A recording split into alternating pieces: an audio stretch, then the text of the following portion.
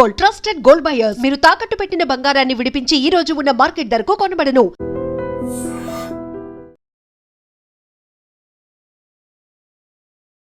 MLC కవిత అడుగులు ఎటువైపు ఆమె ఒక లెటర్ రాసింది, వాళ్ళ నాయనకే రాసింది కదా, లీక్ అయింది, కొత్త పార్టీ పెడుతుంది అని అంటున్నారు. ఎంపీ రఘునందన్ అయితే ఒక డేట్ కూడా ఫిక్స్ చేసిర్రు, జూన్ 2వ తారీఖున ఆమె కొత్త పార్టీ పెట్టబోతుంది అని. కేసీఆర్ని కొంచెం బెదిరించినట్టు, క్వశ్చన్ చేసినట్టు అనిపించిందా sir?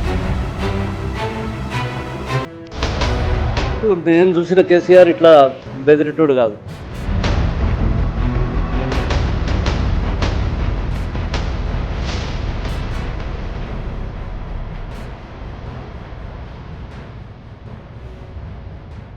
Kavitha background KCR, ఆటర్ of KCR కదా. KCR background Telangana, minus Telangana. What is KCR? Telangana లేకుండా కేసీఆర్ అంటాడు ఎక్కడంటాడు?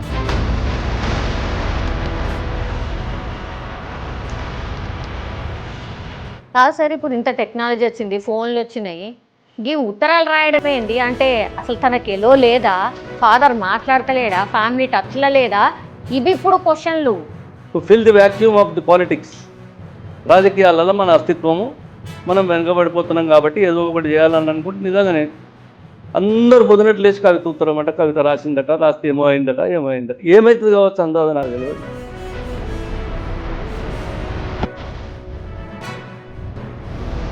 పత్రికలలో వార్తల కొరకు, లేకపోతే జనంలో ఏం లేదు కాబట్టి ఇది ఒక వ్యాక్యూమ్ ఫిలప్ చేద్దామని ఒక ఇష్యూని క్రియేట్ చేసుకోకపోతే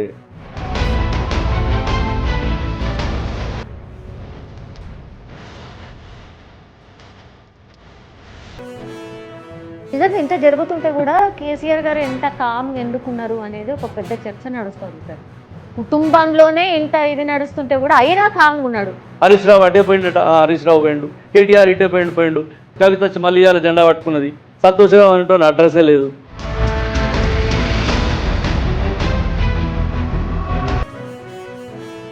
అంత అమాయకుడు ఏం కాదు. ఒకవేళ అతనికి వ్యతిరేకంగా నిజంగా జరిగినా దాని వెనుక ఏమవుతుంది, దాంతో ఏమవుతుంది అనేది ఆయనకు తెలుసు. వాళ్ళు అనుకోని చేసినా బ్రాహ్మణే కాబట్టి అది కూడా తెలుసు.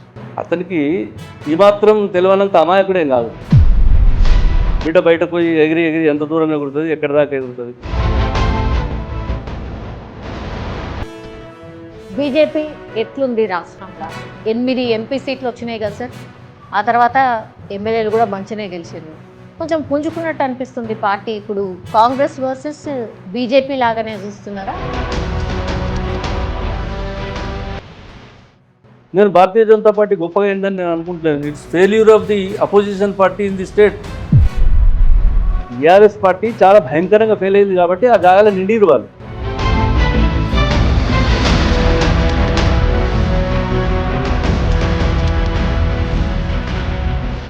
నమస్తే, వెల్కమ్ టు ఐడ్రీమ్. ప్రస్తుతం మనకు తెలుసు రాజకీయాల్లో అన్ని పార్టీస్ కూడా డిఫరెంట్ ఇష్యూస్ బేస్డ్గా నడుస్తున్నటువంటి పరిస్థితి. కానీ ప్రస్తుతం ఇప్పుడు హాట్ టాపిక్ ఏది ఉంది అంటే ఎమ్మెల్సీ కవిత వాళ్ళ పార్టీ అధినాయకుడికే లెటర్ రాయడం. ఇది అతిపెద్ద చర్చ. ఆ తర్వాత మిగతా పార్టీస్ కూడా రియాక్ట్ అవుతుంది. లేదు కవిత మీ పార్టీలో జాయిన్ అవుతుందంటే మా పార్టీలో జాయిన్ అవుతుందని, కొత్త పార్టీ పెడుతుందని, ఇట్లా రకరకాల చర్చలు నడుస్తున్నాయి. ఇవన్నీ కూడా ఇప్పుడు ప్రభుత్వం ఏవైతే సంక్షేమ పథకాలు అనౌన్స్ చేసిందో వాటన్నిటిని కూడా డైవర్ట్ చేయడానికి ఈ ఎపిసోడ్ నడుస్తుంది అని ఒకవైపు. సో ఇవన్నీ ఇష్యూస్ ఉన్నాయి, ఒక్కసారి మాట్లాడదాం. Actually sir senior most leader, ఎప్పటి నుంచో మనం చూస్తున్నాం. ఇట్లాంటి రాజకీయాలు ఇట్లా రసవత్తరంగా జరిగినప్పుడల్లా సార్ ఒపీనియన్ తీసుకోవడానికి ఒక ప్రయత్నం అయితే చేస్తూ ఉంటాం. మనతో పాటు ఉన్నారు senior official spokesperson of Telangana Congress committee Katakam Mrutyunjayam garu. ఒకసారి మాట్లాడే ప్రయత్నం చేద్దాం. సార్ నమస్తే. సార్ ఎట్లున్నారు? బాగున్నానమ్మా.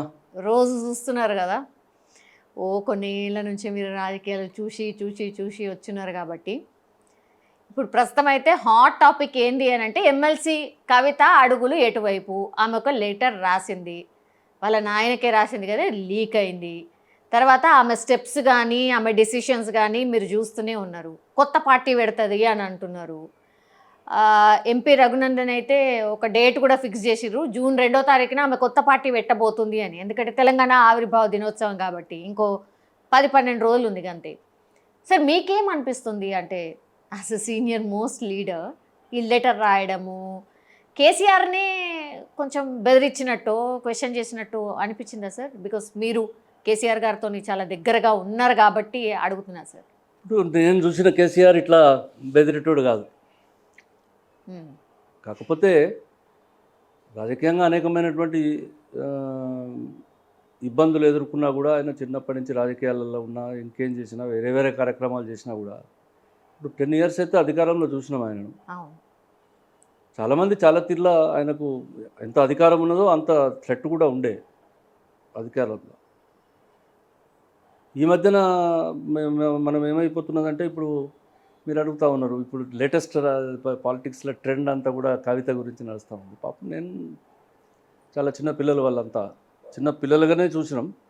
కాకపోతే రాజకీయాలలో ఇప్పుడు ఎమ్మెల్సీలు ఎంపీలు అయినాము అది అని చెప్పి ఇప్పుడు సంతోష్ ఉన్నాడు ఎంపీ అయిపోయాడు, లేకపోతే ఈమె ఎమ్మెల్సీ అయింది, ఇంకో ఆయన ఏమయ్యాడు. ఇదంతా దీనికి కారణం ఏంది అనేది, దీని బ్యాక్గ్రౌండ్ ఏంది అనేది ఒకసారి ఆలోచన చేస్తే దీనికి అన్నిటికీ సమాధానాలు దొరుకుతాయి. కవిత బ్యాక్గ్రౌండ్ కేసీఆర్, డాటర్ ఆఫ్ కేసీఆరే కదా. KCR background Telangana, minus Telangana what is KCR? Telangana లేకుండా కేసీఆర్ అనేటోడు ఎక్కడుంటాడు? ఇవాళ కూడా తెలంగాణ అనే పదం వల్ల లేకపోతే కేసీఆర్తో నీ రాష్ట్ర ప్రజలకు ఏం పని? మరి కేసీఆర్కే పని లేకపోతే కేసీఆర్ బిడ్డ కూడా వచ్చి నేనేందో చేస్తానంటే అది ఏమవుతుంది? ఇప్పుడు కేసీఆర్ అనేటోడు ఒక ఉద్యమమో మంచో చెడ్డనో పార్టీ ఆనాడు ఉన్నటువంటి ప్రజల యొక్క స్పిరిట్, లేకపోతే ఇవాళ ఈ నిజంగా కూడా 33-34 దశాబ్దాలుగా ఈ తెలంగాణ ప్రజలు ఏం కోరుకుంటున్నారు? దాన్ని ఎక్స్ప్లాయిట్ చేసి ఏదో తెలంగాణ అంత నడిస్తే కూడా అందరికంటే ముందు నేనే నడుస్తున్నానే, ఉద్యమం బ్రహ్మాండంగా నడిపించకుండా ఆనాడు జయశంకర్ లాంటి వాళ్ళు, నాలాంటి వాళ్ళు ఎప్పుడైనా కోపం వచ్చి ఏదైనా మాట్లాడినా కూడా మృత్యుంజయం, జయశంకర్ గారు మృత్యుంజయం. ఇప్పుడు ఇది ఒక మంచి తొవ్వల పడ్డది. మనం తర్వాత ఇదన్నీ మాట్లాడుకుందాం. మీరు దయచేసి కేసీఆర్ గురించి ఏం కామెంట్ చేయాలి అంటే నాకు కోపం వచ్చి మేము 2014లో బయటకు పోయిన తర్వాత చెప్తున్నాను. సో అది ఒక ఎలక్షన్ చూసినాం మనం, ఈ రాష్ట్ర ప్రజలు చూసిన ఒక ఎలక్షన్లో. అది ఆనాడు ఉన్నటువంటి ఒక ఉద్యమ స్ఫూర్తియో వేగమో మంచో చెడ్డనో, ఆనాడు పైసలున్నాయా పైసలు లేవా, ఎవరు ఏంది, ఎవరు నిలబడ్డాడు, ఎమ్మెల్యే క్యాండిడేట్ ఎవరు నిలబడితే వాళ్ళకు ఓట్లేసిండ్రు. తెలంగాణ తెలంగాణ తెలంగాణ. సో దాని ప్రకారంగా బ్రహ్మాండమైనటువంటి ఓట్లు వచ్చినాయి. మంచి మంచి రాజకీయ పార్టీలు, కాంగ్రెస్ బీజేపీలు కూడా ఎందుకు పనికిరాకుండా పోయినాయి ఆ తెలంగాణ. దాని అంతటికి కేసీఆరా బలమంతా? కేసీఆర్ యొక్క వాగ్ధోరణా, లేకపోతే ఆయన వెనుక ఉన్నటువంటి థియరీయా? ఏదో చంద్ర పుల్లారెడ్డికో లేకపోతే మావో సెట్టింగ్కో లేకపోతే ఇంకెవరికో ఉన్నటువంటి ఏమన్నా థియరీ ఉన్నదా? ఓన్లీ తెలంగాణనే కదా, సెంటిమెంట్ ఒక్కటి మాత్రం. ఒక్క తెలంగాణ. ఇవాళ తెలంగాణ అనేది ప్రజలు కావాలని కోరుకున్నారు, ఆ వచ్చింది తెలంగాణ. ఇక దురదృష్టం ఏంటంటే తెలంగాణ వచ్చినాడు ఆయన బ్రహ్మాండంగా ఢిల్లీ నుంచి బయలుదేరి ఇక్కడికి వచ్చి ఒంటెలు లొట్టపిట్టలు గుర్రాలు గాడిదలు అన్నింటినీ నిలబెట్టి లైన్గా అక్కడి నుంచి గులాలు చల్లుకుంటా ఎయిర్పోర్ట్ నుంచి ఆయన శంషాబాద్ నుంచి వస్తుంటే, శంషాబాద్ బేగంపేటను వస్తే జనం అంతా ఏందా ఇట్లా వీళ్ళు గులాలు చల్లుతున్నట్టు అంటే, కేసీఆర్ తెలంగాణ తీసుకొని వచ్చిండట. మా వాళ్ళంతా పోయి ఢిల్లీలో ముఖ్యమంత్రి ఎవరు కావాలనేది మా వాళ్ళు అక్కడ ఉన్నారు. ఎవడు ఎన్కరేజ్ చేసుకుంటాడు అనేది దానిలో అతనికి ఉన్నటువంటి పరిజ్ఞానం మా వాళ్ళకి ఆనాడు లేదు. మేము అధికారంలో ఉండి కూడా నెక్స్ట్ మేమే ముఖ్యమంత్రి, తెలంగాణ మేమే ఇచ్చినాం కదా, మా పార్టీ కదా తెలంగాణ తెచ్చింది, మా సోనియమ్మనే కదా ఇచ్చింది. కాకపోతే మేము నిలబడి తెలంగాణ సాధించినాం. ప్రజలు మాకు కాకపోతే ఇంకెవరికి వేస్తారు? కాకపోతే ముఖ్యమంత్రి ఎవరు కావాలనేది పంచాయతీ ఉన్నదని 10 మంది పోయి 14 మంది పోయి మేము ముఖ్యమంత్రులు మనం అక్కడ తిరిగితే ఈయన ఈ జులూస్ అంతా తీసుకొని చెప్పి అదొక పెద్ద సినిమా. నేను చెప్తే కదా దాన్ని లొట్టపిట్టలు అంటారు, ఒంటెలు అని. మీకు తెలుసో తెలియదు. ఒంటెలు, ఏనుగులు, గుర్రాలు అన్నీ పెట్టుకొని పెద్ద ప్రొసెషన్ తీసుకొని వచ్చి డప్పులు సప్పులు అంటే తెలంగాణ ప్రజలందరూ అరే తెలంగాణ కేసీఆర్ తెచ్చిండట. ఈయన మొత్తము అట్టహాసం అంతా చేసుకొని ఈయన ముగిసిపోయే వరకల్లోనే అప్పటికే టైం అంతా అయిపోయింది. వాళ్ళు వచ్చే వరకల్లా ఇదంతా చల్లబడిపోయింది. కేసీఆర్ తెలంగాణ తెచ్చిండు అనే పేరే వచ్చింది. ఇచ్చినోడు ఎవడైతే తెచ్చిండో ఆయన కదా అనేది పేరు వచ్చింది.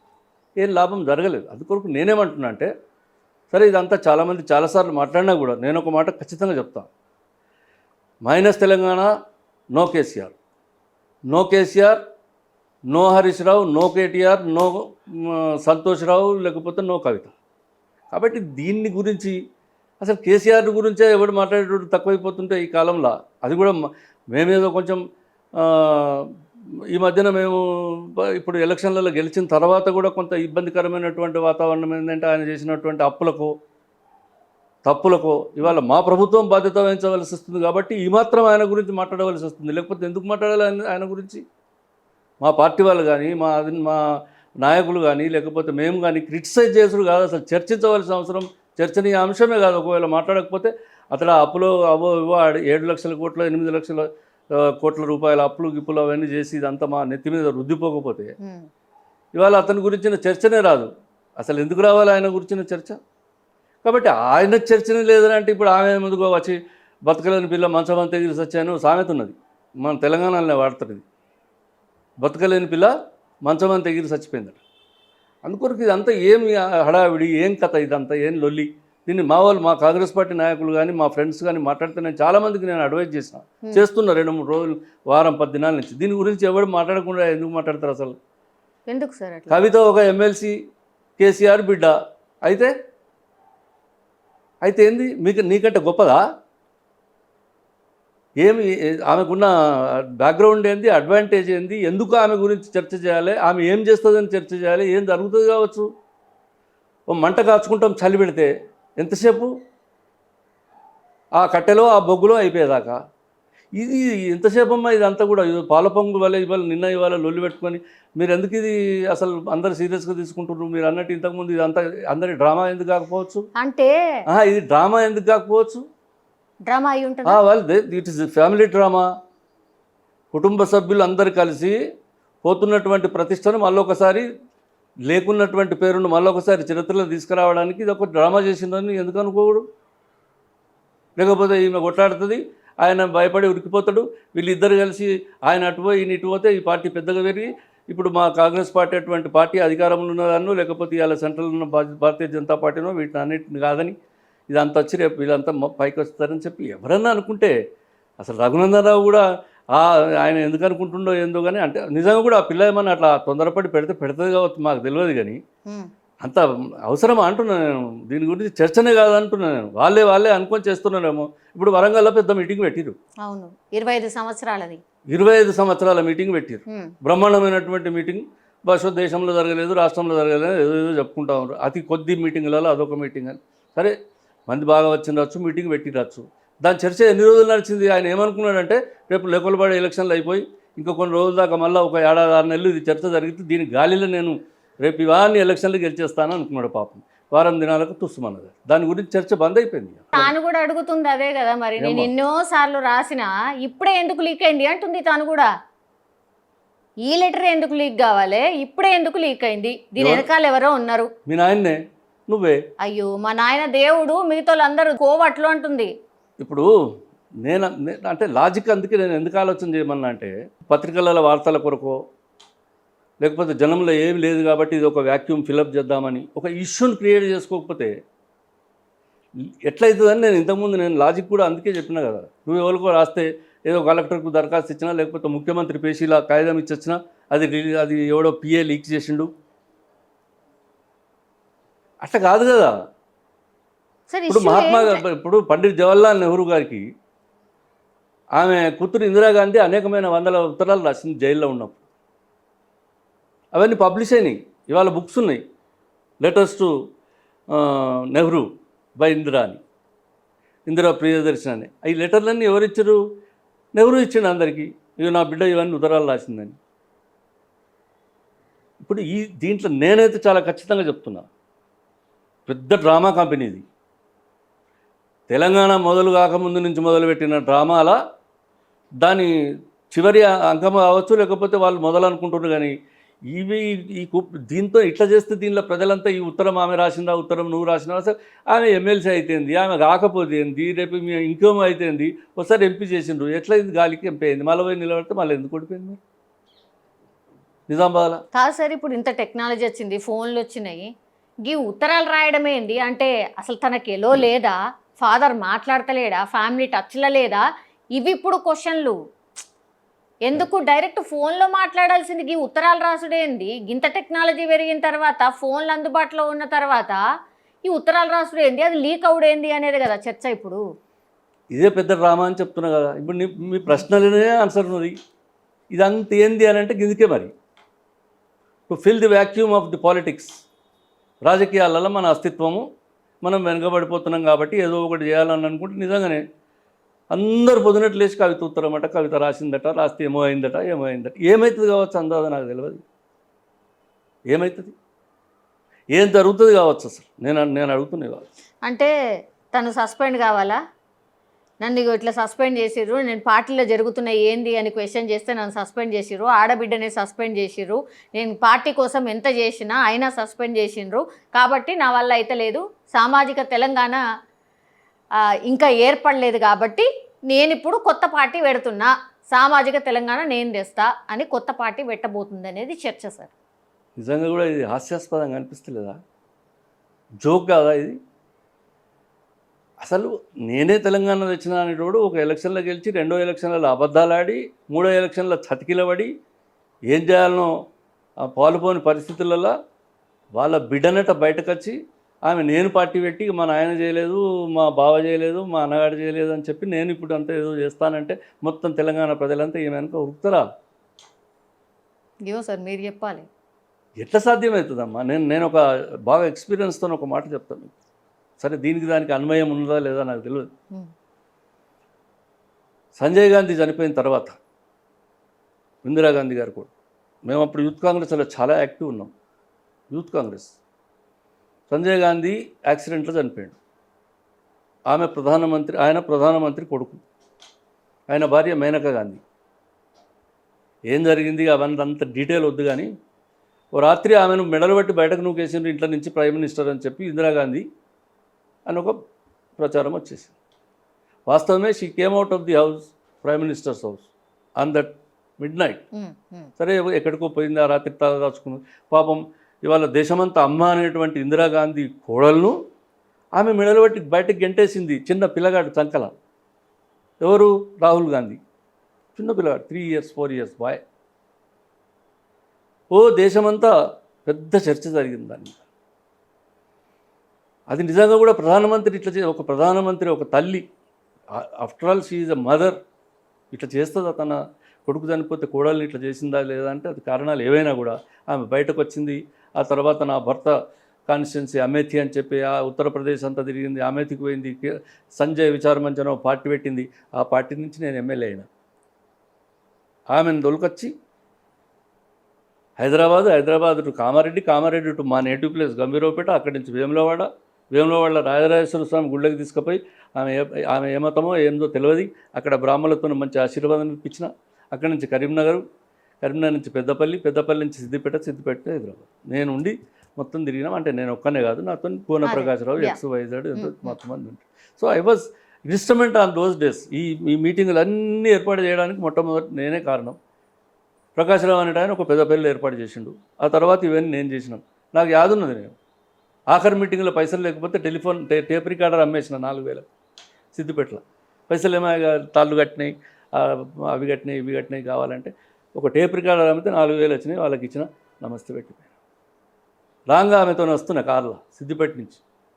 అడిగింది, Mrutyunjay how much you spent on this అని అడిగింది. I don't have any account madam. నాతో ఒక 5-6 కార్లు, ఆమె విఐపి, మరి కాన్వాయ్ ఉండాలి, నా కాన్వాయ్ కాబట్టి ఒక 4-5 కార్లను పెట్టిన ముత్తానే కిరాయి పెట్టి తోలుకొస్తున్నాం. మా వెనక మంది అది అక్బర్ ఇన్కే 10,000 దో కార్ల ప్రజ్ఞాపూర్ అవతల పోయాను. ఇన్కే 10,000 దో, 10,000 ఇస్తే ఎంత సంతోషపడ్డాను. ఈ కార్లన్నిటి కిరాయిలు ఇచ్చి వాపసు పంపించచ్చు. I was so happy. Is it the incident bigger than that? Is it the event bigger than that? ఆ సంఘటన కంటే గొప్పదా? ఆమె భర్త యాక్సిడెంట్లో, హెలికాప్టర్ యాక్సిడెంట్లో చనిపోయాడు. ఇందిరాగాంధీ ప్రధానమంత్రి సిట్టింగ్, ప్రపంచ దేశాలలో పేరెన్నికగన్న మనిషిగా రాత్రి ఇంట్లో నుంచి వెళ్ళగొట్టిన చంటి పిల్లని ఎత్తుకొని బట్టలు సంకలో పెట్టుకొని పాపం ఆమె బయటకు వచ్చి ఓ అని ఏడ్చి అమెథీకి పోయి యూపీ అంతా తిరిగి ఆ తర్వాత దేశం. జస్ట్ మేము ఇక్కడికి వచ్చినాం. నాకు యాదున్నది, మేము తిరుగుతుంటే ఎలక్షన్లు డిక్లేర్ అయినాయి. ఎలక్షన్లు డిక్లేర్ అయితే అడిగింది క్యా వాట్ ఈస్ ది పార్టీ, ఆమెకు తెలుగు రాదు, హిందీ బాగా వస్తుంది. ఎన్టీఆర్ క్యా భాష జాంతా హై, ఎన్టీఆర్ పార్టీ బాగా నడుస్తుంది, ఓకే, ఎన్టీఆర్ క్యా భాష జాంతా హై అని అడిగింది. He knows only Telugu or English అని చెప్పారు. Shall we talk to him, మాట్లాడదాం ఆయనతో అని అన్నది ఎలక్షన్ల గురించి. ఎస్ మేడం, వెంటనే ఉపేంద్ర చెప్పినాం మేము, ఇందిరాగాంధీ కోడలు వస్తుందట అంటే మేము ఎక్స్పెక్ట్ చేయలే. గేట్ లోపల ఆయన వచ్చి బయట నిలబడ్డాడు, కారు వచ్చి లోపలికి రాగానే తలుపు తీశాడు. ఎన్టీఆర్ దిగినాం కారు నుంచి. ఇందిరాగాంధీ అంటే ఆనాడు ఎటువంటి పరిస్థితి, ఇందిరాగాంధీ కోడలు వచ్చిందట అంటే ఆమె ఎందుకు వచ్చింది, ఎట్లా వచ్చినా కూడా ఇంటికి వచ్చింది, లోపలికి పోయినాం. అనుకోకుండా మాకు కొన్ని సీట్లు ఇవ్వాలి, మేము కంటెస్ట్ చేస్తాం చెప్పినాం, కొన్ని సీట్లు ఇచ్చింది.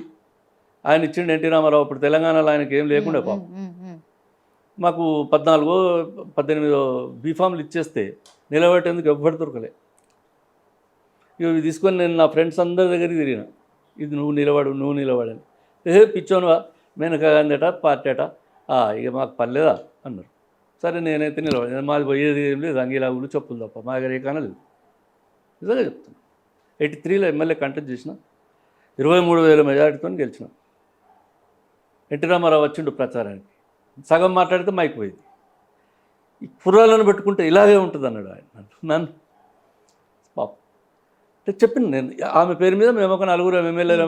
ఆ తర్వాత ఆమె అప్పుడప్పుడు 3 సార్లు 4 సార్లు ఎంపీ అయింది, కేంద్రంలో కొన్నిసార్లు మంత్రి అయింది. అంతే తప్పగా she was not percolated her politics in country or even state or ఏదో ఒక కాన్స్టిట్యున్సీని మట్టుకు పిలిభిత్ సంథింగ్ అక్కడ కొంచెం 3-4 సార్లు ఎంపీ అయిపోయింది. ఆమె కొడుకు ఇప్పుడు, ఆయన పేరేమి గాంధీ, ఆయన కొడుకు ఒకసారి ఏదో ఎంపీ అయ్యిండు, మళ్ళీ ఆయన కూడా ఏమవుతలేడు, కథమైపోయాడు. కాబట్టి నేనేం చెప్తున్నా అంటే, ఇప్పుడు మన మన మన బ్యాక్గ్రౌండ్ ఎంత, మనం ఏందని చెప్పి మన కొరకు ఇవాళ జనం రావాలి. అయితే త్యాగం, లేకపోతే ఇవాళ రేపు వారసత్వం, వంశం, లేకపోతే కులం, లేకపోతే బోలెడు పైసలు. ఇప్పుడు ఇవన్నీ ఉన్నోళ్ళు ఇంకా అవతల 100 మంది ఉన్నారు. ఇప్పుడు నేను చెప్పిన 4 బోలెడు డబ్బున్నోళ్ళు, 100,000 కోట్ల రూపాయల డబ్బున్నోళ్ళు. 20% 25% మా కులాలని చెప్పుకునేటోళ్ళు ఉన్నారు ప్రజలు, వాళ్ళ నాయకులు ఉన్నారు. మేము ఫలానా మనమని ఫలానా కొడుకునని చెప్పి 30-40 ఏళ్ళ 50 ఏళ్ళ రాజకీయ వారసులుగా ఉన్నోళ్ళు ఈ రాజకీయాలలో ఇప్పుడు ఉన్నోళ్ళు ఉన్నారు. వీళ్ళందరూ అక్కడ అసలు ఎక్కడ కొనకు మొదటికి ఎక్కడికి అవుతలేదు. అందుకే ఇప్పుడు మా రేవంత్ రెడ్డి గారు ఇలా వచ్చిన మా కుందల్కే ఆయా అని అన్నట్టు, ఇప్పుడు అందరు ఎక్కడున్న పరిస్థితి, ఎక్కడున్నా మనం ఇవాళ దానిలో నేను పార్టీ పెడతా, బాగా పైసలు ఎక్కువైపోతే గిట్లనే అవుతుంది. మరి ఎట్లా పెడతావు పార్టీ నువ్వు పార్టీ పెట్టంగానే ఎవరు రావాలి, ఎందుకు రావాలి? ఏమో బీసీ నినాదం అని తిరుగుతున్నారు. నువ్వెవరమ్మా బీసీ గురించి మాట్లాడడానికి? Who are you? బీసీలను అసలు ఇదొక మళ్ళీ పెద్ద ఫ్రాడ్. బీసీ నినాదం నువ్వెవరు ఎత్తుకోవడానికి? ఆ బీసీలకు తెలివి లేదా, చేత కదా? వాళ్ళ దాని నాయకత్వం లేదా? వాళ్ళ దాంట్లో పెద్ద మనుషులు లేరా? వాళ్ళ దాంట్లో నీకంటే గొప్పగా మాట్లాడే మనుషులు లేరా? Who are you to talk about BCs? What is your background? నువ్వు ఒక అగ్రకులాల దగ్గర నుంచి వచ్చి ఒక దురతనానికి మారుపేరైనటువంటి కేసీఆర్ పత్రికవై నువ్వు బీసీలకు నేను ప్రాతినిధ్యం వహిస్తా అంటే ఇది ఎట్లా సాధ్యమవుతుంది?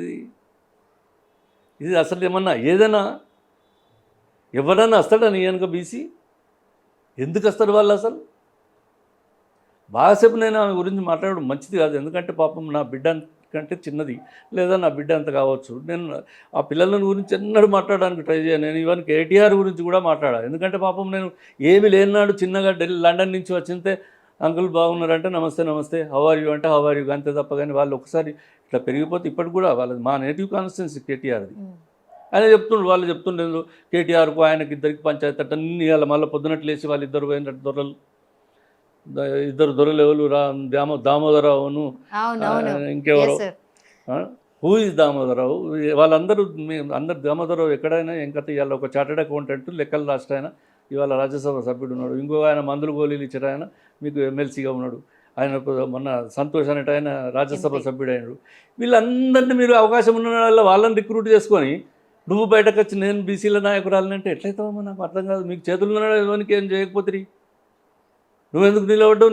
నిజామాబాద్లో పోయి తెలంగాణ ఎడ్యుకేషన్లో మొన్న ఫస్ట్ ఎలక్షన్లలో పోయి why out contest who are you there అంటే అంటే నేను నిజామాబాద్ కూడల్ని. అరే ఏంది ఇదంతా? కాబట్టి నేను ఏమంటున్నా అంటే చేసుకోండి మీరు, మాకు ఏమో అభ్యంతరం లేదు, కానీ ఇవన్నీ ఏం కావమ్మా ఇవి? ఇటువంటి అనేకం చూసినాం. ఒక కాలం వస్తే ఇందిరాగాంధీని పక్కకు పెట్టింది ఈ దేశ ప్రజలు. ఇండియా అన్న ఇందిరాగాంధీని పక్కకు పెడితే 50 పార్టీలు కలిసి జనతా పార్టీ అని ఇంకోటని 90 కలిసి ఆనాడు ఆమెను పక్కకు పెట్టి పెద్ద ఎమర్జెన్సీ చేసిందా ఇదని చెప్పి పెట్టిండ్రు. అటువంటిది ఏమి లేకుండా ఉత్తానే అంటే ఈ రాష్ట్ర ప్రజలు ఇంత పిచ్చోళ్ళ, ఈ దేశ ప్రజలు ఇంత వెదవలా అంటే ఉత్తానే మేము వచ్చి మన ఆయన మొన్నటిదాకా చేసిన నేను ఆమెకు ఉత్తరం రాసిన నేను తిట్టి బయటకు వస్తున్నా అనుకుంటే నేను కూడా జెండా పట్టుకొని వస్తాను. పార్టీ పెట్టరు, మన్ను పెట్టరు, పార్టీ పెడితే అయ్యేది లేదు, చచ్చేది లేదు, ఏం కాదు. పార్టీ పెడితే ఏమవుతుంది దాని వెనక కొన్ని పైసలు మంచిగా ఏమన్నా ఉన్నట్టయితే ప్రజలకు లాభం అవుతుంది. ఖర్చు పెడతారు, ఆ పైసలు ప్రజలకన్నా ఉపయోగపడతాయి. కొంతమంది ఎలక్షన్ నిలబడితే ప్రజలకు లాభం. ఇప్పుడు ఆమె కూడా పార్టీ పెడితే ప్రజలకు లాభం. You have to pay and get the people, otherwise why the people will come for you I'm asking. నేను ఇవాళ అథెంటిక్గా చాలా సీరియస్గా చెప్తా ఉన్నాను. ఏం కాదమ్మా దీంతో ఈ రాజకీయాలలో అసలు వీళ్ళు ఉత్తగా అనవసరంగా మళ్ళీ మనం లైమ్ లైట్ ఉండడానికి ఏం చేద్దామనంటే నువ్వు అంతా పీకిలాడినట్టు చేసుకుందాం, ఏదో తోలు బొమ్మలాట. మీరు అందరు కలిస్తేనే ఏమైతే లేదురా అంటున్నట్టే వీడు ఇటువై వాడు అటువై అటే ఏమో చేస్తారు. ఎట్లా చేస్తారు? హరీష్ రావు అటే పోయిండట, హరీష్ రావు పోయిండు, కేటీఆర్ ఇటే పోయిండు, కవిత వచ్చి మళ్ళీ ఇవాళ జెండా పట్టుకున్నది, సంతోషరావు అంటూ అడ్రస్సే లేదు. మీరు అందరు కలిసి కట్టకట్టు ఉంటేనే ఏమైతే లేదు మీతోని. ఈ 1.5 year 2 yearsలో మీరు చేసింది లేదు, పోయింది లేదు. ఆయన ఇంట్లో నుంచి యువతలకి వెళ్ళాడు, మీరు లోపలికి పోకుండా ఏంటంటున్నారు. ఎట్లయితుంది మీకు? ఏమవుతుంది మీతోని? కాబట్టి ఇక దీన్ని అసలు నేనేమంటా అంటే ఇది ఏమో సార్, కవిత గారు బీజేపీ ఆహ్వానించింది కవిత గారిని కాబట్టి బీజేపీలో జాయిన్ అవుతుందని అప్పుడు వచ్చింది. ఇప్పుడేమో ఏకంగా ఇప్పుడు మీ పార్టీలకే వస్తుందన్న చర్చ నడుస్తుంది. ఎవరు వచ్చినా తీసుకుంటాం. కవిత గారిని కూడా తీసుకుంటాం సార్. జాయిన్ అవుతా అంటే మేమెందుకు వద్దంటాం? కానీ జాయిన్ అవుతా అంటే ఉంటుంది మాజీ ఎమ్మెల్సీ. ఇప్పుడు రేపు హరీష్ రావు వస్తా అంటాడు అనుకో, ఇంకో కూడా వస్తా అంటూ పోయి మా రాహుల్ గాంధీ గారిని కలిసి మా కాంగ్రెస్ సిద్ధాంతాలకు అనుగుణంగా పనిచేస్తాం, ఇప్పటిదాకా మా తప్పు మేము చేసింది తప్పు, కేసీఆర్ అనుకో పోయి అని చెప్పి అన్నాం అనుకో, తీసుకుంటారు కావచ్చు మా వాళ్ళు. మాదేం పోయింది? మా నాయన అనుకో పోయి కూడా బుద్ధి తక్కువైపోయింది, మా నాయన బుద్ధి తక్కువ వాడు, మాది పొరపాటు జరిగింది, మేము ఇవాళ కాంగ్రెస్ పార్టీ నాయకత్వంలో రాహుల్ గాంధీ నాయకత్వంలో పనిచేస్తాం, రేవంత్ రెడ్డి గారు వెనుక నిలబడి నడుచుకుంటామంటే రమ్మా. ఎవరు నేను వద్దంటున్నారు?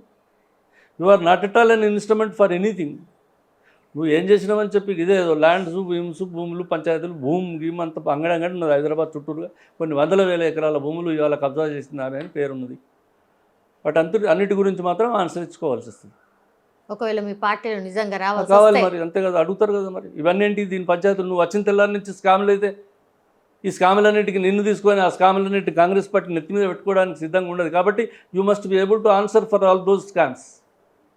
ఇప్పుడు కేటీఆర్ అనేటోడు మంత్రిగా ఏమేమి చేసిండు అనేది కొన్ని కార్యక్రమాలు సంతకాలు పెట్టావు మన్నో మాసాను.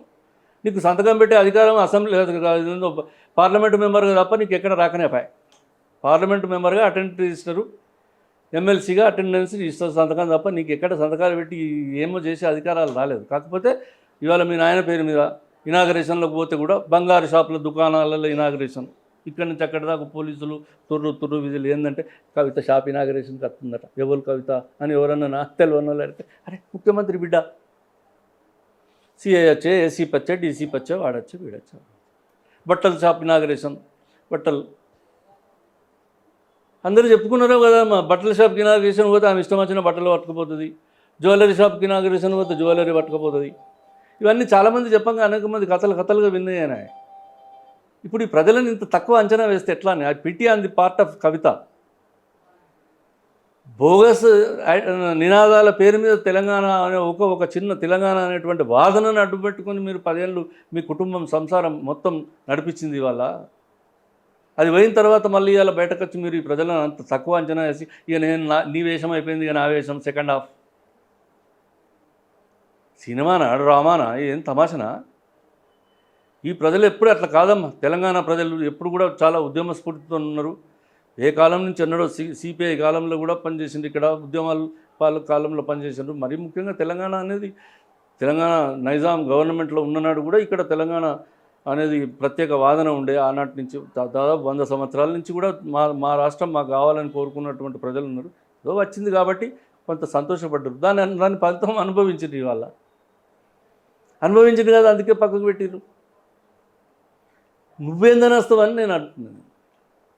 ఏమో అంటే రేవంత్ రెడ్డి గారి కోవట్టు కవితని అన్న టైప్లో మాట్లాడినరు కేటీఆర్ గారు అనేది మొన్న ఒక చర్చ సార్. అంతకంటే ముందు కవిత గారు అండ్ రేవంత్ రెడ్డి గారు ఒక కంపెనీలో కలిసి పనిచేసిండ్రు, వాళ్ళు బోర్డు మెంబర్ లాగా ఉండే. సో పాత పరిచయమే, నిజంగానే కోవట్ అయితే అయి ఉండొచ్చు అనే కూడా చర్చ ఒకటి నడుస్తుంది సార్. అంటే రేవంత్ రెడ్డి గారు కవిత గారు మంచి దోస్తులే, మంచి అండర్స్టాండింగ్ ఉంది, వస్తారేమో మేబీ అనే టాక్ కూడా ఉంది సార్. అంత నీచమైన కుటుంబం అన్నట్టు 10 సంవత్సరాలు ఈ రాష్ట్రంలో ముఖ్యమంత్రి పదవి చేసి ఇవాళ ఊసిపోయిన తర్వాత అపోజిషన్లో ఉన్న రేవంత్ రెడ్డి కూడా కోవర్ట్ అయి పనిచేస్తారు మీరు. ఎంత థర్డ్ క్లాస్ ఆలోచన ఇది. ఒకవేళ అది నిజమైతే మాత్రం ఏం చరిత్ర అది? అదేమన్నా హ్యూమానిటేరియన్, ఏమన్నా మానవత్వం ఉన్నట్టేనా కాదా? అసలు తండ్రి అనే ఒక మాటకు విలువ ఉన్నదా లేదా? రాజకీయాల కొరకేనా ఇదంతా? ఇంత నేనైతే ఐ కాంట్ బిలీవ్ దిస్. ఆ చెప్పేటోనికి చెవుడైతే కూడా వినటోనికి వివేకం ఉండాలన్నట్టు. మనం ఎట్లా వింటామమ్మా? ఒకవేళ గట్ల చేస్తే మాత్రం మా రేవంత్ రెడ్డికి నిన్ను కోవట్టు పెట్టుకునేందుకమ్మా? ఇక్కడ మా పార్టీ లేదా, మా అధికారం లేదా, మాకు సైన్యం లేదా, బలం లేదా, మెజారిటీ లేదా, మా గవర్నమెంట్ లేదా, ఇక్కడ మాకేంది? నువ్వు ఏం చేస్తావని కోవట్టయి? ఒకవేళ కోవట్ అయితే కూడా నిన్ను వాడుకుంటే మీరు వాడుకోబడినందుకు మీ కుటుంబం బాధపడాలి. నాకైతే తెలియదు. అయ్యో ఇటువంటి బిడ్డను ఎందుకన్నా నువ్వు ఏడవాలి, నేను చివరికి ఇటువంటి దుస్థితి వచ్చినా కానీ ఆమె ఏడవాలి. Nothing more than that. నిజంగా ఇంత జరుగుతుంటే కూడా కేసీఆర్ గారు ఎంత కామ్గా ఎందుకున్నారు అనేది ఒక పెద్ద చర్చ నడుస్తుంది సార్. కుటుంబంలోనే ఇంత ఇది నడుస్తుంటే కూడా అయినా కామ్గా ఉన్నాడు. సరే, అసెంబ్లీకి రాలేడు, ప్రజా సమస్యల్ని పట్టించుకుంటలేడు, అడపాదడప ఎప్పుడు ఆయనకి ఇష్టం వచ్చినట్టే వస్తాడు, గజ్వేల్ ప్రజల్ని గాలికి వదిలేసిండు, పార్టీని గాలికి వదిలేసిండు, ఇట్లా రకరకాల చర్చ. ఇప్పుడు ఇంత జరుగుతుంటే కూడా ఆయన కామ్గా ఉన్నాడు. ఎట్లా సాధ్యమవుతుంది? ఎంత జరగలేదు, అంత అమాయకుడు ఏం కాదు. ఒకవేళ అతనికి వ్యతిరేకంగా నిజంగా జరిగినా దాని వెనుక ఏమవుతుంది, దాంతో ఏమవుతుంది అనేది ఆయనకు తెలుసు. వాళ్ళు అనుకోని చేసిన డ్రామానే కాబట్టి అది కూడా తెలుసు. అతనికి ఈ మాత్రం తెలియనంత అమాయకుడేం కాదు. బిడ్డ బయటకు పోయి ఎగిరి ఎంత దూరం ఎగురుతుంది, ఎక్కడి దాకా ఎగురుతుంది, నిజంగానే పోయి ఎగిరితే ఎక్కడ కింద పడుతుంది. కాదు డ్రామానే చేసాను అనుకోని, డ్రామానేనా, ఇంకేం బాధ. కాబట్టి ఇది పెద్ద ఆశ్చర్యకరమైనటువంటి విషయం కాదే కదా. మనం నిజంగా కూడా మనం ఒక రాజకీయాలు మాట్లాడుకున్నట్టు వాళ్ళం మాట్లాడుతున్నాం తప్ప, ఇది ప్రజలల్లో అలా బిడ్డను కూడా అవతలకు పోయి ఇట్లా చేస్తుందట అని చెప్పి చాలామంది గ్రామాలలో ఎంత చీప్గా మాట్లాడుతున్నారంటే అంత చిల్లర మాట్లాడుతున్నారు.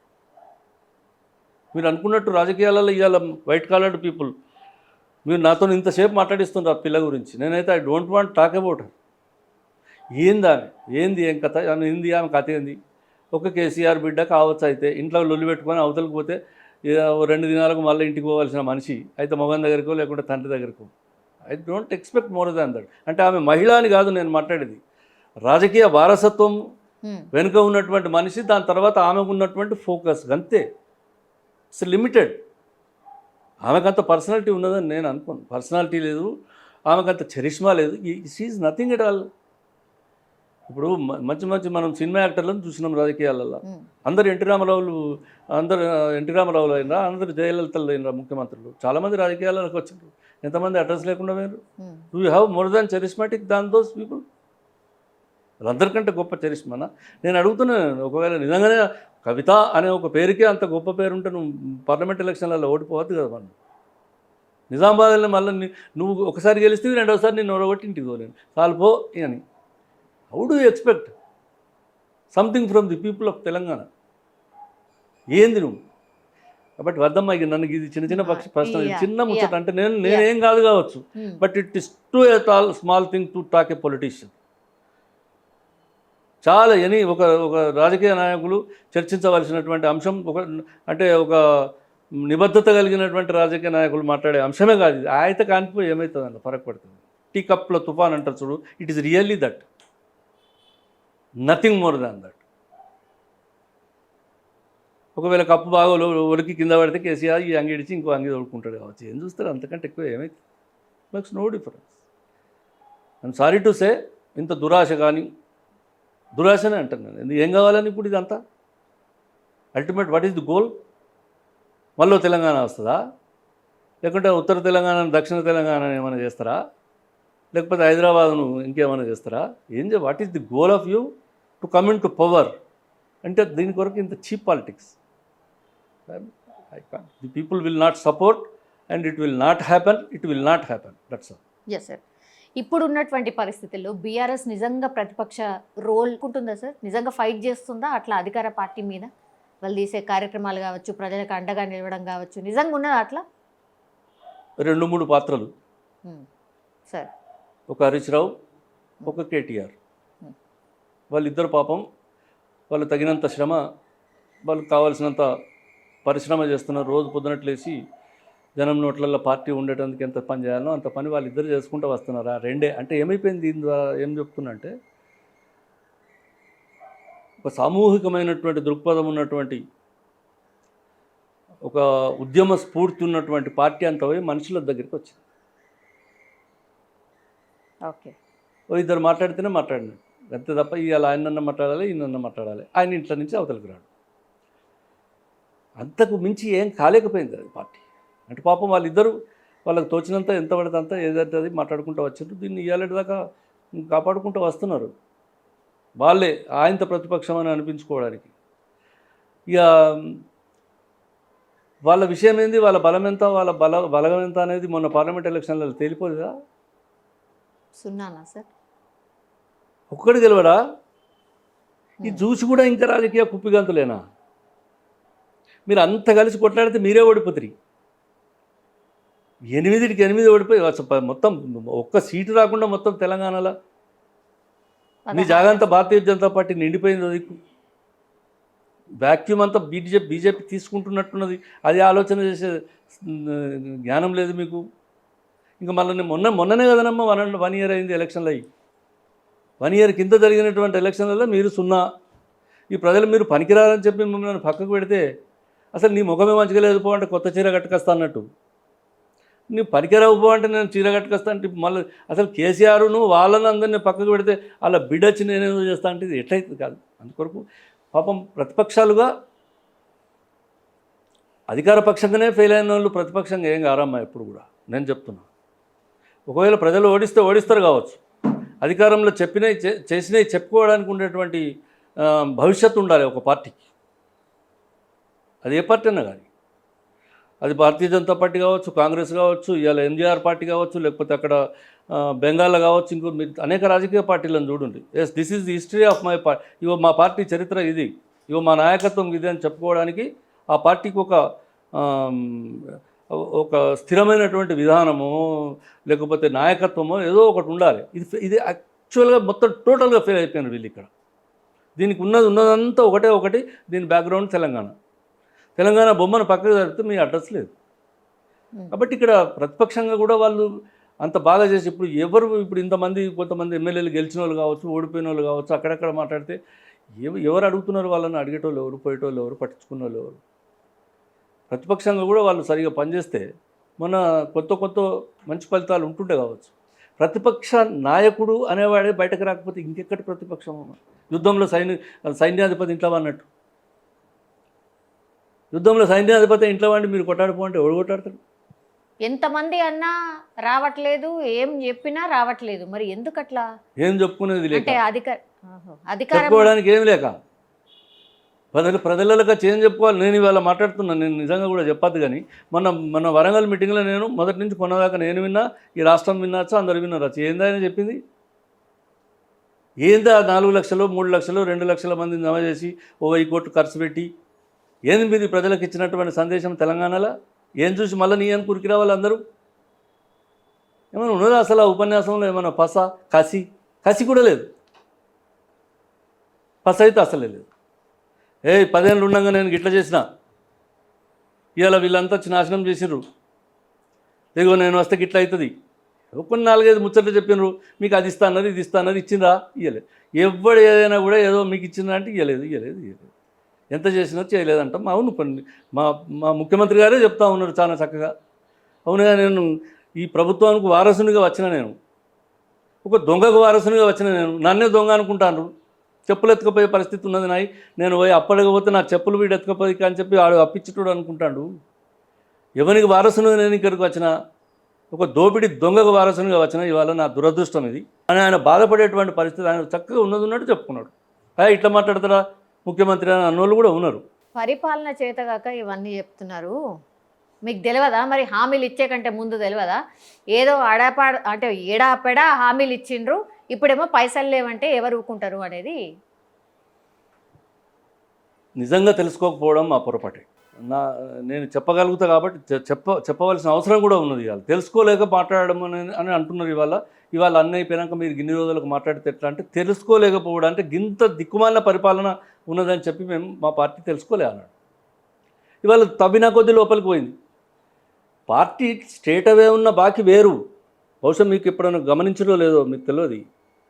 ఇవాళ దిక్కుమాల కార్పొరేషన్లను తయారు చేసి వాటి పేరు మీద వందల వేల కోట్ల రూపాయల అప్పులు తీసుకొస్తే అవి తెలియదు అన్నాడు. ఒక రాజకీయ పార్టీగా మేము అన్నాడు ఇది చేస్తామని చెప్పినాం. రాహుల్ గాంధీ గారు వచ్చి ఇది గ్యారంటీస్ ఇస్తున్నామని చెప్పారు. Yes, we will do it.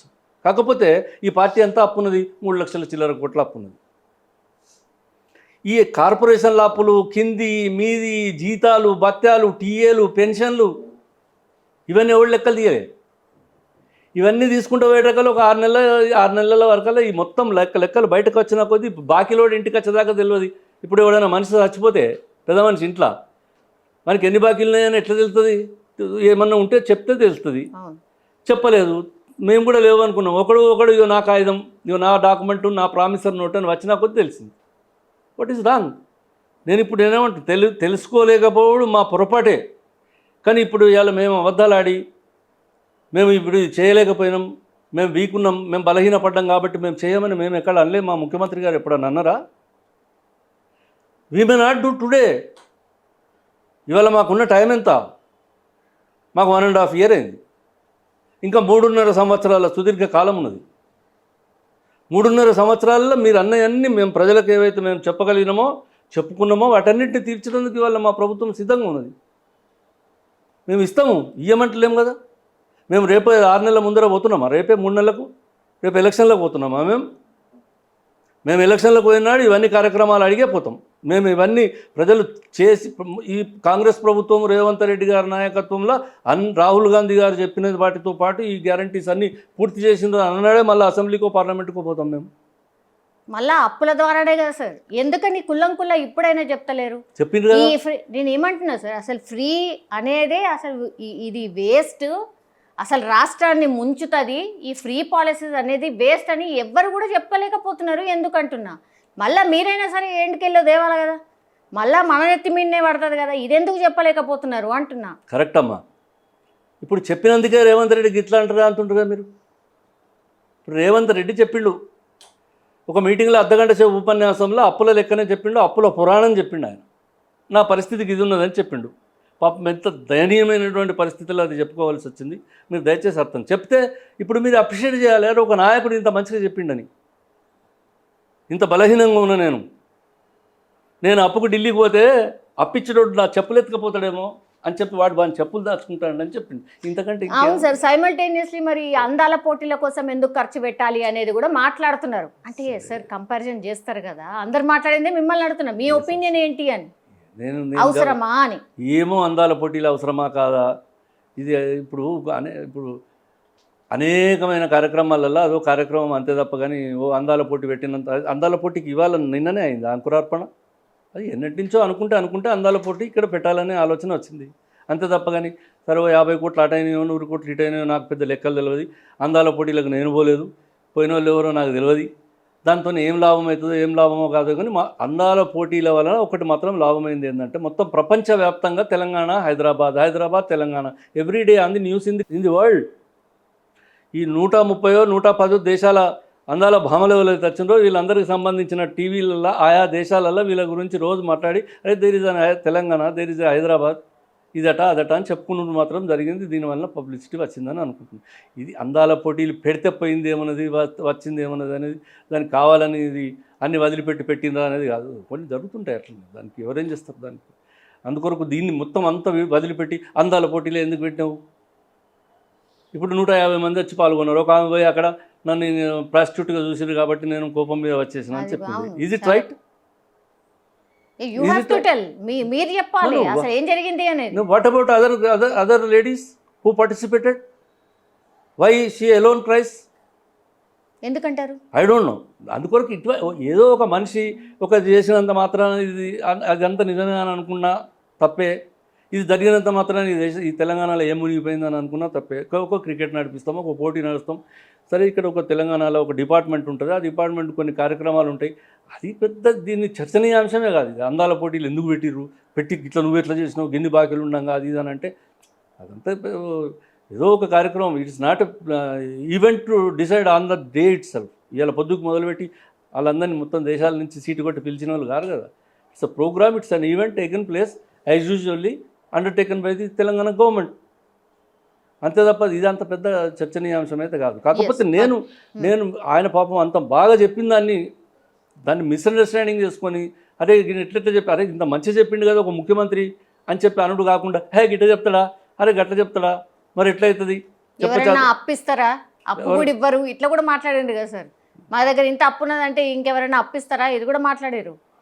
ఇప్పుడు వంగేటోని గనక గూనివాటం ఒక సామెత ఉన్నది, వింటరో మీరు తెలంగాణలో అంటారు, అవన్నీ తెలంగాణలో. నేను వంగేటోని గనక ఒకడు గిట్లా పట్టుకుని నడుస్తుంటాడు రోడ్డు మీద. వీడికి గిట్ల ఎందుకు నడుస్తున్నాడు అంటే వీ కెనాట్ సే, అది వానికే తెలుస్తుంది. గిట్ల ఎందుకు నడుస్తుంది అంటే ముఖ్యమంత్రి how to run this government, ఈ ప్రభుత్వాన్ని ఇంకా 3.5 సంవత్సరాలు ఏ విధంగా నడిపించాలి, మనం మాట్లాడినటువంటి మాటలు ఎట్లా మనం ప్రజలకు తీర్చుకోవాలి, ఈ రుణభారం ఎట్లా భరించాలనేది ముఖ్యమంత్రికి, క్యాబినెట్కు, మంత్రులకు తెలుసు. మీకేం బాధ? ఎవరి మాట్లాడేది? మా స్నేహితులా, మా మిత్రులా, లేకుంటే మా శ్రేయోభిలాషులా? ఎస్, న్యాచురల్గా మాకు ఉండేటువంటి ప్రతిపక్షాలు మాట్లాడతాయి, మాకు ఉండేటువంటి వ్యతిరేక భావన ఉన్న వాళ్ళు మాట్లాడతారు. భారతీయ జనతా పార్టీ ఇవాళ మతం గురించి మాట్లాడుతుంది. కేసీఆర్ తెలంగాణ నుంచి మాట్లాడిండు.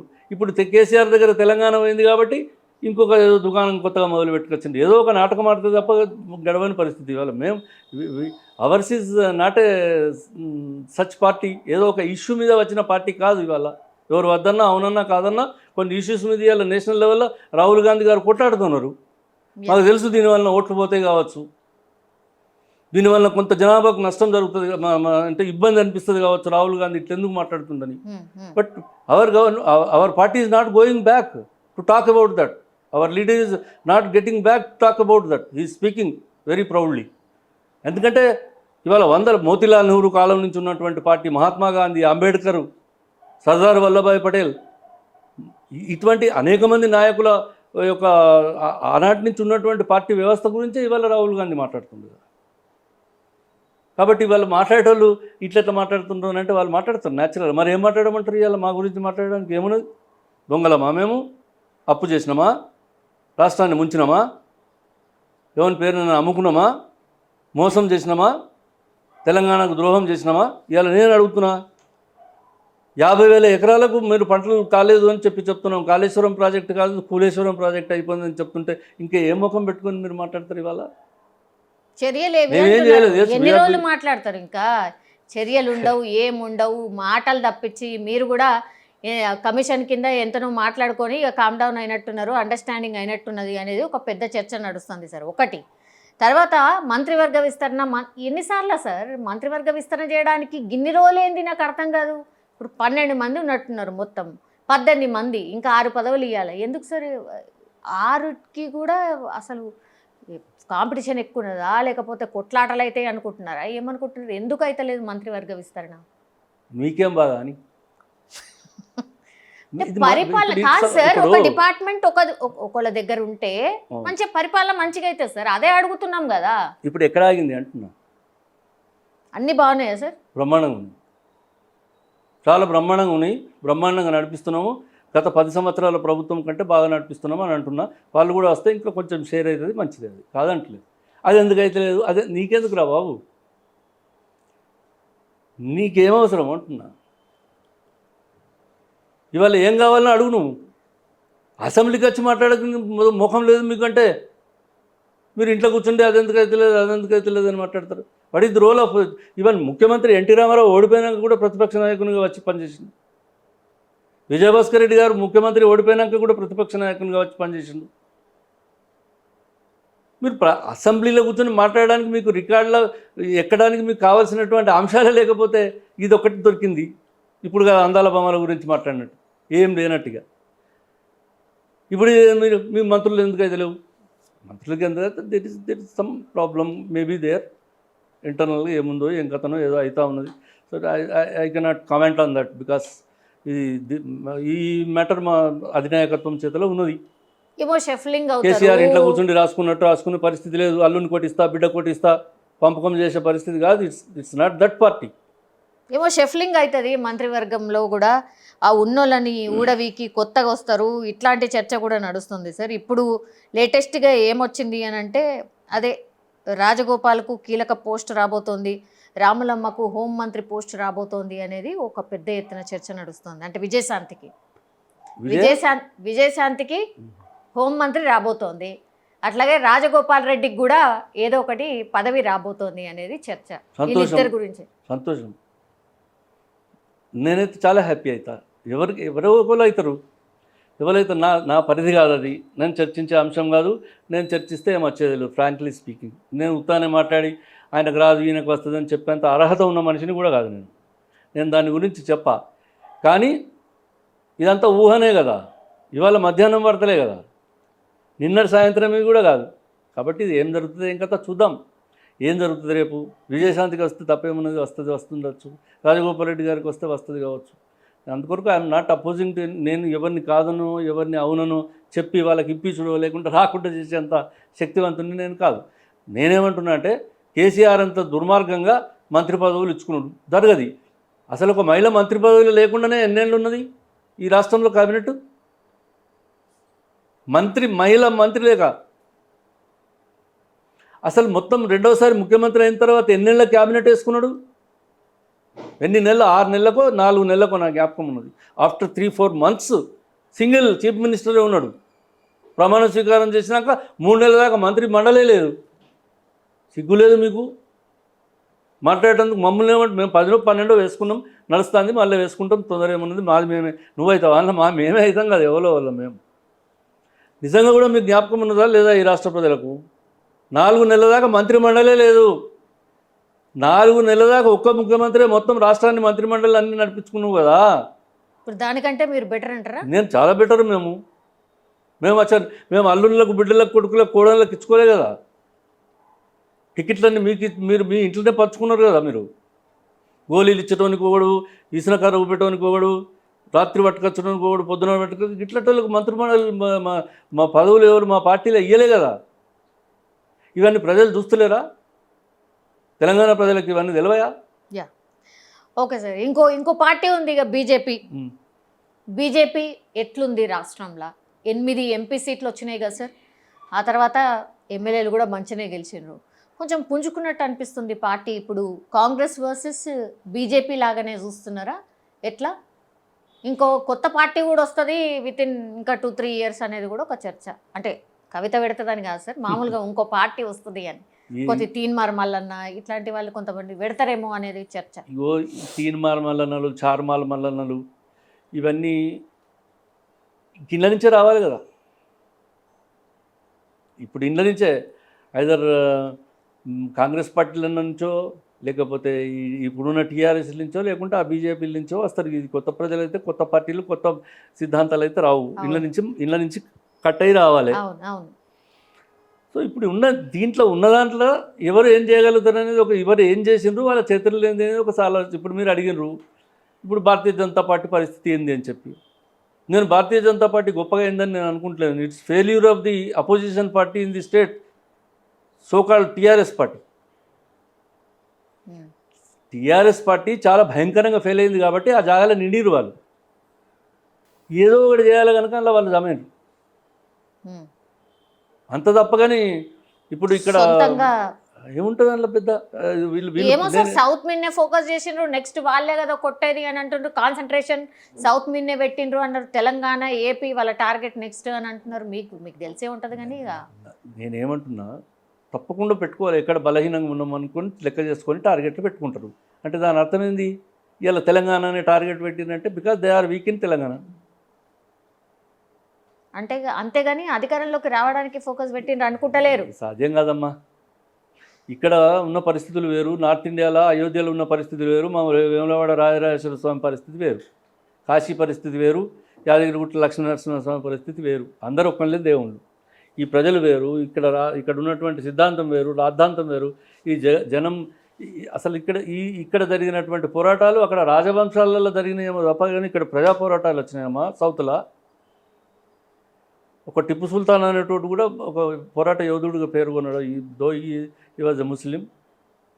ఒక శివాజీ అనేటోడు ఇక్కడి నుంచే వెళ్ళిండు. ఇంత 700 సంవత్సరాల బహుమని నైజాం కాలం నుంచి ఉన్నటువంటి సామ్రాజ్యాలకు వ్యతిరేకంగా పోరాటాలు ఇక్కడి నుంచే జరిగినాయి. నెహ్రూ బ్రహ్మాండంగా గెలిస్తే ఇక్కడ సిపిఐ కోట్లు వేసారు ఫస్ట్ ఎలక్షన్లలో. మీకు ఐడియా ఉన్నదో లేదో? ఫస్ట్ పార్లమెంట్ ఎలక్షన్లలో పివి నరసింహారావు నిలబెడితే కరీంనగర్ తుక్కు ఓడిపోయి అక్కడ మా ఇంకో ఆయన రెడ్డి సాబ్ గెలిచిండు అక్కడ సిరిసిల్ల. చెప్తున్నా అంటే హరే ఆయన అన్నాడు నెహ్రూ సాబ్, పూరే ఓటు కాంగ్రెస్ కూదాలే డబ్బామే జాదూకే చేసా నికాలేతో సిపిఐ నెహ్రూ గారు మాట్లాడినాడు. ఓకే అన్నట్టు ఇక్కడ ప్రజలు వేరమ్మా. ఇక్కడ ఇంటి పక్కకి ఇక్కడ మాకేమి ఇప్పుడు ఒక్కొక్క ఊర్లలో 30-40% పాపులేషన్ ఉన్నటువంటి ముస్లిం పాపులేషన్ ఉన్నది, హిందువుల పాపులేషన్ తక్కువ ఉన్న ఊళ్ళు ఉన్నాయి, ఎక్కువ ఉన్న ఊళ్ళు ఉన్నాయి. ఇవన్నీ కలిసి మనం రోజు ఇక్కడ పీరీల పండుగలో హిందువులు పోతారు,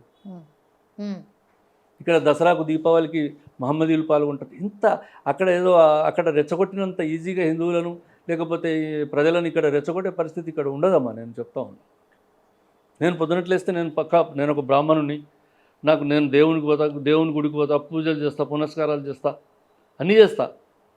అయినంత మాత్రం నేను బొట్టు పెట్టుకుంటా కనుక నేను బీజేపీయా? ఇట్లా నా వాళ్ళు బొట్టు పెట్టుకుంటే కోట్ల మంది ఉన్నారు. So you cannot understand them. నా పక్కపంటి అబ్దుల్లా ఉంటాడు, నా పక్కపంటి మహమ్మద్ హుసేన్ ఉంటాడు.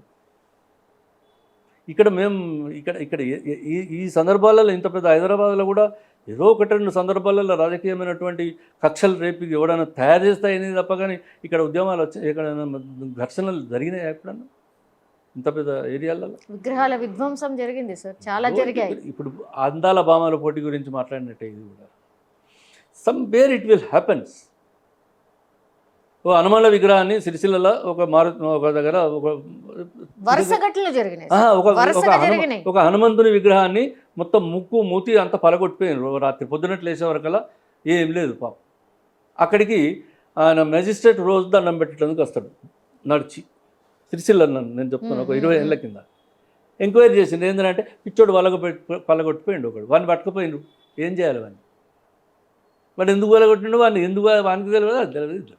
తెలంగాణలో ఎవరైతారు ఎవరు గారు అనేది భారతీయ జనతా పార్టీలో ఎవరైతారు ఎవరు గారు మాకు అవసరం లేను. ఇంట్లో బూరలు ఉంటుంది, గారెలు ఉంటుంది, మాకు అక్కర్లేదు.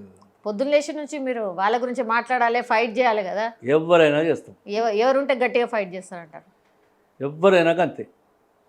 అందులో ఉన్నది లేదు, అందులో ఎవరైనా మాకు వచ్చే ఫరక్ లేదు. నేనేం చెప్పిన ఇంతకుముందు, నేను సైద్ధాంతికమైనటువంటి పాలిటిక్స్ చెప్పిన. నేను వాడు వీకు వీడి హార్డ్, ఇప్పుడు రేవంత్ రెడ్డి గారు బలవంతుడు, లేకుంటే పలానా ఆయన కిషన్ రెడ్డి గారు వీకు అని ఆ రాజకీయాలు నేను చెప్తలేను. నేను సౌత్లో నార్త్లో ఉన్నటువంటి డిఫరెన్స్ చెప్పిన. ఇవాళ అక్కడెక్కడో ఏదో జరుగుతుంది కాబట్టి మన దగ్గర అయితే అని అనుకున్నాడు భ్రమ.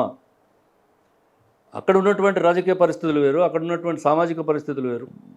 మన సౌత్ ఇండియాలో అటువంటి పరిస్థితులు ఉండయి అని నేను అంటున్నాను. అట్లా ఉత్తగా మతాన్ని రెచ్చగొట్టి మాత్రమే ఓట్లు సంపాదించుకుంటాం అనేటువంటి పరిస్థితి ఇక్కడ ఉండదు.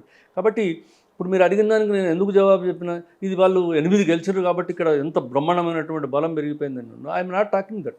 Okay, they got 8 seats. But ఇది టీఆర్ఎస్ ప్రభుత్వం యొక్క విపరీతమైనటువంటి బలహీనత యొక్క ప్రభావం అది అంటున్నాను. టీఆర్ఎస్ బాగా బలహీనపడ్డదాని ఫలితంగా ఆ గ్యాప్లో వాళ్ళు వచ్చింది, అంతే తప్ప అది అంతకంటే మించి కాదు అంటున్నాను. స్వతహాగా బీజేపీని గెలిపియాలి అని ఓటేసింది కాదు. ఇప్పుడు వీళ్ళ వాళ్ళ మీద ఫెయిల్యూర్ వ్యతిరేకత ఉంది కాబట్టి ఇంకా ఆల్టర్నేట్ చూసిండ్రు కాబట్టి బీజేపీ వచ్చింది, అంతేనా? అంతే. ఓకే. దాన్ని నేను అదే అంటున్నాను, లేకపోతే లేక అక్కడ అవకాశం లేదు, అది అయ్యేది కూడా కాదు అది. ఇప్పుడు వీళ్ళకున్న పరిస్థితులలో వీళ్ళు ఒకవేళ నిన్న ఇయ్యాల మళ్ళీ ఏదైనా కూడగట్టుకొని ఇవన్నీ నాటకాలు చేసి డ్రామాలు చేసి ఏమైనా చేస్తే వాళ్ళు కొంత మాకుండే బలం మాకున్నది, వీళ్ళు ఇద్దరు కలిస్తే ప్రతిపక్షం అయితే కొంచెం అటు అవుతుంది కావచ్చు, కొంచెం ఇటు అవుతుంది కావచ్చు, కానీ it makes no difference. Congress పార్టీకి ఉన్నటువంటి ఇబ్బంది లేదు. తర్వాత ఇవాళ నేను 100% చెప్తున్నామ్మా, ఇదేదో రేవంత్ రెడ్డి గారు చెప్పి వాగ్దానాలు నిలుపుకోలేదనేటువంటి పేరు కాంగ్రెస్ పార్టీకి రానియరమ్మ మా పార్టీ హైకమాండ్. ఇది రాహుల్ గాంధీ గ్యారంటీస్. ఇవాళ ఏమి ఇంత పొరపాటు అయినా కూడా ఢిల్లీ నుంచి రాహుల్ గాంధీ వచ్చి చెప్పి ఏమైంది అనేటువంటి ప్రమాదం అవుతుంది కాబట్టి ఏది ఏమైనా కూడా తప్పకుండా 6 గ్యారంటీలు ఏవైతే మేము ఇవ్వడం జరిగిందో, ఆయన మా అధ్యక్షుడు ఇవ్వడం జరిగిందో, మా నాయకుడు ఇవ్వడం జరిగిందో, అదే కాకుండా ఇక్కడ 400 చెప్పినామా 300 చెప్పినామా అన్నీ కూడా. ఇప్పుడు బ్యాడ్లకి ఏంటంటే ఇక్కడ ఏదో కొంచెం ఎంత చేసి కొంచెం చేయకపోతే కూడా చేయందే ఎక్కువవుతుంది. అవును.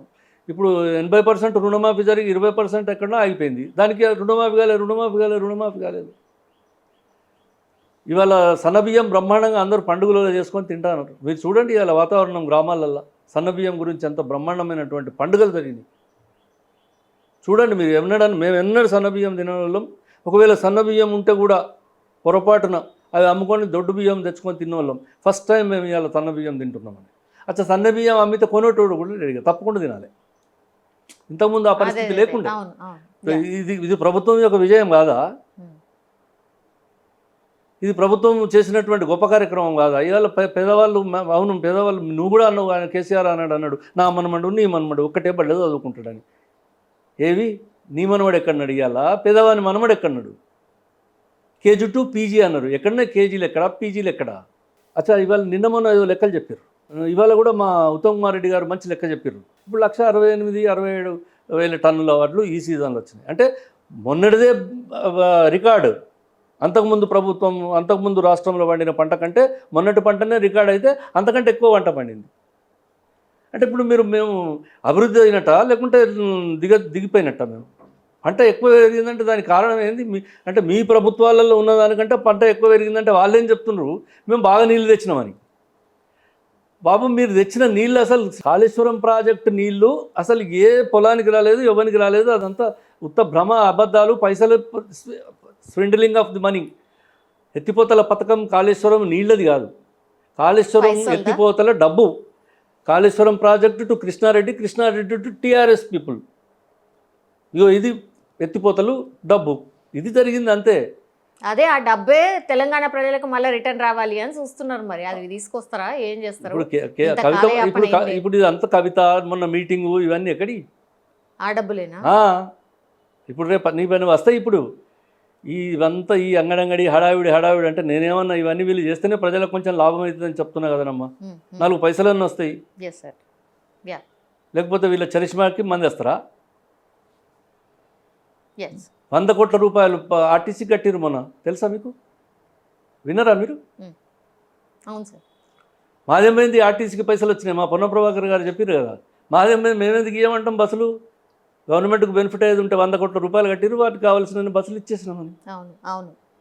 సో దట్ అట్లా పైసలు వచ్చేస్తే దానివల్ల ఏమి ఇబ్బంది లేదు. మేము ఎక్కడ కూడా ఫెయిల్ కాము అంతే. Yes sir. Thank you sir, thank you so much. చాలా విషయాల గురించి చాలా వివరణాత్మకంగా చెప్పారు. అట్లాగే విశ్లేషణ కూడా చాలా బాగుంది. నాకు తెలిసి ఇంటర్వ్యూ ఇచ్చిన వాళ్ళకి కూడా చాలా విషయాల గురించి ఒక క్లియర్ కట్ ఒపీనియన్ కూడా వచ్చి ఉంటుంది. Thank you sir, thank you so much. నమస్తే. నిజంగా ప్రస్తుతం ఉన్నటువంటి సమాజం దేనికి ప్రయారిటీ ఇస్తుంది? ఆర్థిక సంబంధాల చుట్టూ మాత్రమే తిరుగుతుంది. మళ్ళీ ఎన్నికలంగానే చాలా విరక్తి కలుగుతాను.